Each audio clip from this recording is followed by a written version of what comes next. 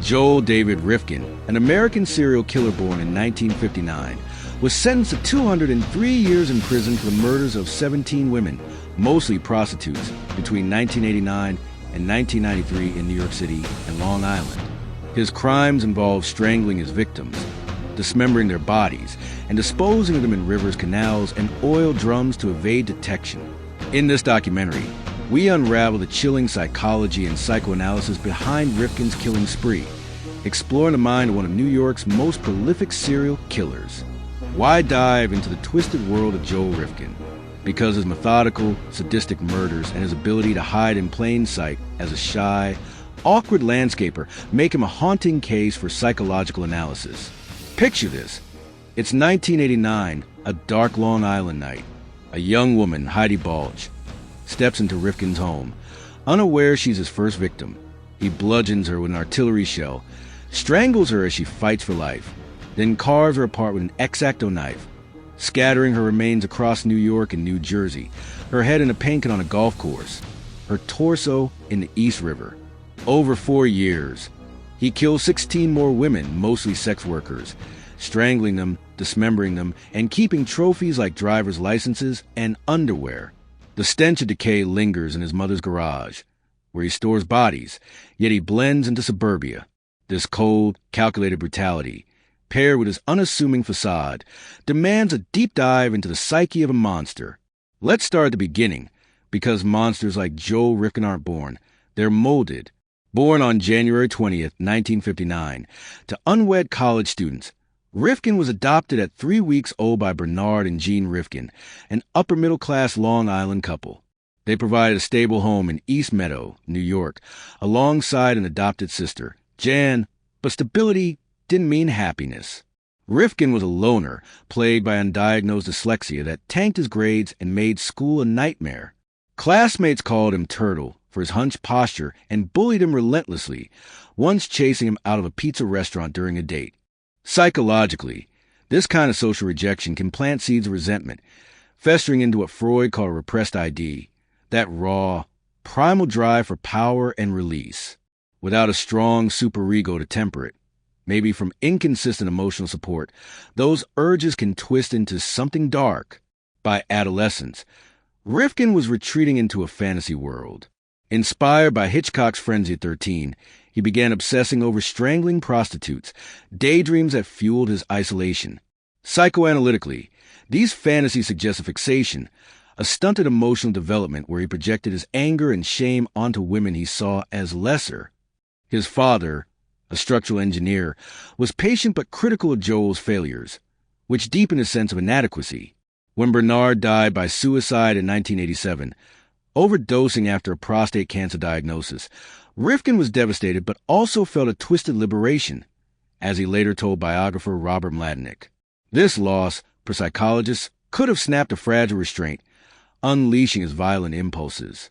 Narcissistic personality disorder might have been at play. Rifkin craved significance, and killing became his way to feel powerful.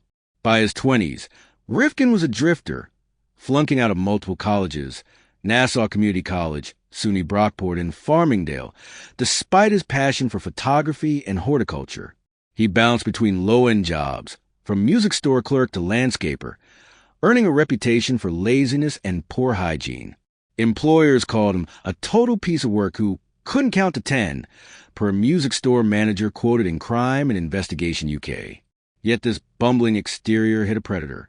At 18, Rifkin started cruising for prostitutes in Hempstead and Manhattan, spending every dime on them, often getting robbed. This obsession points to a paraphilic disorder, where sexual gratification ties to deviant acts. His fixation on sex workers wasn't just convenience. It was a psychological script where he dehumanized them, calling them drug-addicted, disease-carrying vermin in a 2011 CBS interview. Living with his mother and sister in East Meadow, Rifkin compartmentalized his life like a pro. He'd attend his niece's birthday parties hours after dumping bodies, a hallmark of organized offenders who separate their public and private selves. Psychoanalytically, this splitting let him dodge guilt, treating his crimes like a separate reality. His mother, Jean, was close to him, sharing hobbies like gardening, but never suspected the horrors in her garage. This duality, awkward son by day, killer by night, suggests a schizoid personality, where emotional detachment and fantasy dominate. His father's suicide likely amplified this, leaving Rifkin untethered, free to act on urges he'd nurtured for years. Why sex workers? Rifkin's choice wasn't random. It was strategic and psychological. Prostitutes, he told CBS in 2011, were easy because they travel a lot. They can disappear for months. He saw them as disposable, a dehumanizing mindset common in serial killers with antisocial personality disorder. Psychoanalytically, they were projections of his self-loathing and rage, possibly tied to his birth mother, who some speculate was a prostitute. By targeting marginalized women, many drug-addicted or HIV positive, like Heidi Balch, Rifkin could act out his fantasies without immediate consequences. This reflects sexual sadism, where power and pain fuel pleasure. He didn't just kill, he controlled, choosing women he could dominate completely. His trolling phase, as described by Joel Norris, involved cruising Manhattan and Brooklyn, picking women who wouldn't be missed. The wooing phase was minimal. He offered money for sex, luring them to his home or car. Once there, his fantasies took over. Forensic psychologist Mark Safaric notes that childhood bullying, like Rifkin endured, can lead to internalized fantasies of domination, which he externalized onto his victims. Each kill was a twisted bid to reclaim the power he'd lost to bullies, his father's criticism, or his own failures. The choice of prostitutes also minimized risk. Society often overlooks their disappearances, giving him years to operate undetected. February 20th, 1989. East Meadow, Long Island. Heidi Balch, a young prostitute, enters Rifkin's home, thinking it's just another job. The house is quiet, his mother's away. Rifkin, 30, offers her money, has sex, then grabs a howitzer artillery shell from a flea market. He smashes her head over 24 times, blood splattering the walls. She's still alive, gasping, so he strangles her, hands tightening until her body goes limp. Then the real horror begins. In the basement, he dismembers her with an X-Acto knife, slicing off her fingertips and pulling out her teeth with pliers to erase her identity. Her head goes into a paint can, dumped on a New Jersey golf course. Her legs end up in Pequannock Creek, her torso and arms in the East River. It's a gruesome ritual, repeated 16 more times over 4 years. Rifkin's method evolved. Later victims, like Julie Blackbird, were weighed down with concrete and sunk in rivers or canals. He used oil drums, garbage bags, even as landscaping tools to hide bodies. The totem phase, notorious, saw him keep mementos, driver's licenses, underwear, jewelry, stashed in his room. These trophies let him relive the kills, feeding his sadistic fantasies. Neighbors noticed a sickening smell from the garage, but chalked it up to his landscaping chemicals, per a 1993 police report. Each murder followed a pattern: sex, strangulation, dismemberment, disposal. Dr. Park Dietz, a forensic psychiatrist, testified in 1994 that Rifkin was a sexual sadist and necrophiliac, admitting he loved the strangulation of women and fondled corpses to relive the euphoria. This was an impulse. It was addiction. Rifkin's psyche is a textbook case of a sexually motivated serial killer with schizoid, avoidant, and antisocial traits. Schizoid personality disorder explains his emotional detachment. He had no close friends, lived in his head, and saw others as objects. Avoidant traits stem from his bullying, making him fear rejection yet crave control. Antisocial personality disorder fits his lack of empathy and disregard for consequences. He told CBS in 2011, "You think of people as things," revealing a sociopathic mindset.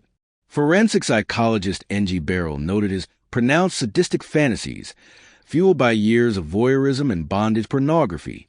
Neuropsychologically, Rifkin showed frontal lobe dysfunction, per a 1999 documentary, Mind of a Killer. This area controls impulse regulation, and low activity could explain his inability to stop, despite average IQ. His dyslexia, undiagnosed until later, likely worsened his sense of failure, feeding narcissistic rage. Psychoanalytically, his murders were a regression to a primitive state, where killing satisfied his ID's need for dominance. The depression phase Norris describes hit after each kill. Rifkin admitted panicking when media reported his victims' bodies. Yet this fear didn't stop him. It fueled his cycle, like an addict chasing the next high. His claim to Oxygen in 2021, "I wanted to stop, but there probably would have been others," confirms this. The crime scenes were grotesque. Police searching Rifkin's East Meadow home in 1993 found a hoard of trophies: 10 IDs, driver's licenses for Mary DeLuca and Jenny Soto, credit cards, jewelry, and women's clothing, 228 items total. In the garage, blood stained a wheelbarrow, a bloodied chainsaw lay nearby, and a woman's underwear was crumpled on the floor, per 1993 police report. Neighbors like Fred Ryder, who grew up next door, told Crime and Investigation UK they were stunned. He seemed like a nobody. The stench from the garage, where Rifkin stored bodies, was dismissed as fertilizer. When Heidi Balch's head was found on a New Jersey golf course in 1989, local author Deji Bryce Lucaton recalled rumors of the mafia or serial killer. For all that's interesting, it took 24 years to identify her. Tiffany Bresciani's murder was the tipping point.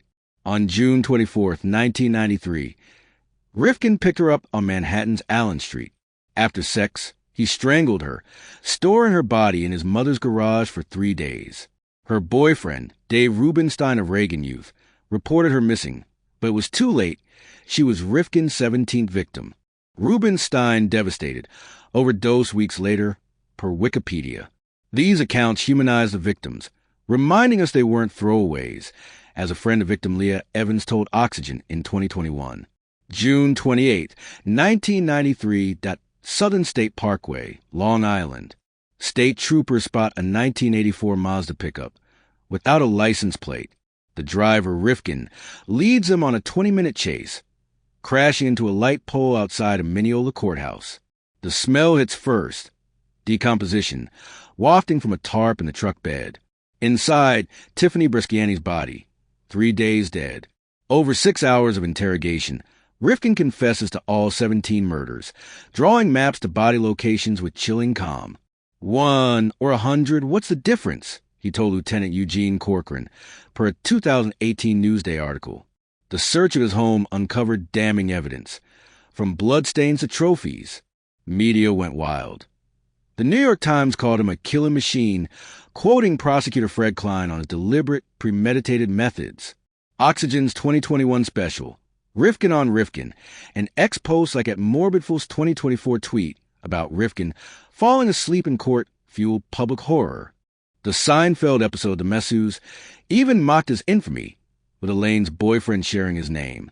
Rifkin's own words to CBS in 2011, drug-addicted, disease-carrying vermin is a lie I told myself, sparked outrage, exposing his dehumanizing mindset. The case raised questions about society's blind spots to missing sex workers. Rifkin's arrest was his undoing, a 25-cent license plate screw he forgot to replace. Charged with 9 counts of second-degree murder, he pleaded not guilty by reason of insanity. Dr. Park Dietz testified in 1990 for that Rifkin had sadism, necrophilia, and mood swings, but wasn't legally insane. He knew his actions were wrong.